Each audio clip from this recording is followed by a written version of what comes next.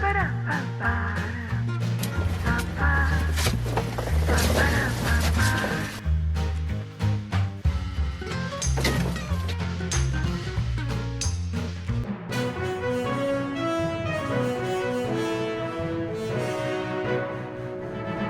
evening.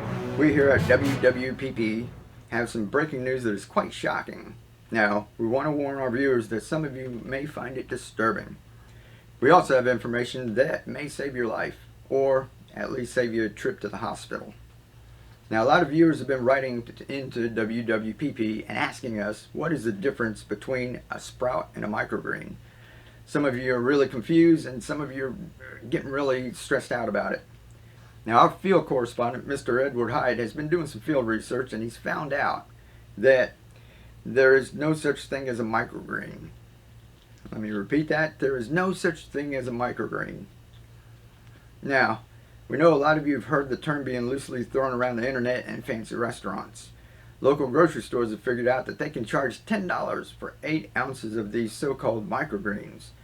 They were tickled to see that when consumers complained about tomatoes being $5 a pound, people would gladly pay $20 a pound for something that they could easily grow themselves in a few days. Basically, these names are just different stages of growth. Sprout means when a seed first emerges from the ground. Farmers have referred to them as sprouts for centuries before the first hippie even grew one in a jar. If you said you're eating broccoli, people would assume this. So when we say broccoli sprouts, they think this. So the term is used so we can identify at what stage a plant is being consumed. The first known use of the word microgreen was in 1998, when another hippie was eating a somewhat larger sprout. He tried to explain it to his friends, and they kept picturing sprouts like this. And he said, no, it has leaves. And they said, like a big plant? And he said, no. Smaller leaves, the first set of true leaves. And they said, oh. Now, that's funny and all, but it may be a little more nefarious than that. We here at WWPP think that it might have been a marketer. Alfalfa sprouts were all the rage in the 70s and 80s, but it started to fizzle out during the 90s when people said the texture reminded them of the big hair bands, and suddenly a handful of green hair on your hoagie or your salad didn't seem that appetizing. Now, they found out other sprouts did not have that texture if you let them grow a little bigger and you cut the roots off. Now, chefs love this idea and they love the added eye candy that microgreens added. But the general public was still turned off to sprouts. Now, one day a marketer was studying how a paint company had taken an old unpopular recipe for a paint color called avocado green that was popular during the 70s, and he renamed it wasabi. And people in modern times went wild about it. All sprouts needed was an image makeover, hence microgreens. Because like Shakespeare said in Romeo and Juliet, what's in a name? That which we call a rose by any other name still smells as sweet. Sprouts and microgreens have been around throughout history. What we decide to call them does not change what they are. We are trying to convey a message to each other so we are on the same page. There's no set of law on what a microgreen is. It's just like Pluto. Is it a planet or isn't it a planet? You know, we all called it a planet for a long time, said it was one of the 9 planets in our solar system, and then some scientists come along and say, indeed, it's not a planet. Now, does Pluto care what we classify it as? If there's aliens on Pluto, do they care? And does it change the fact that Pluto, which is almost the size of our moon, is out there circling our solar system, circling our sun, just like all the other planets do? It doesn't care. Excuse me, Mike. Sorry, it's our field correspondent. Okay. Mr. Hyde, go ahead. I think I found some microgreens. No, I think that's just a kale plant. Really? Yeah, you can taste it if you want. I think I'll pass. Alright, keep looking. I'll keep looking. The term hydroponics was first used around 1937. However, there have been people using similar methods going all the way back to ancient Egypt. Some even think that the Hanging Towers of Babylon, one of the 7 wonders of the world, was a type of hydroponics.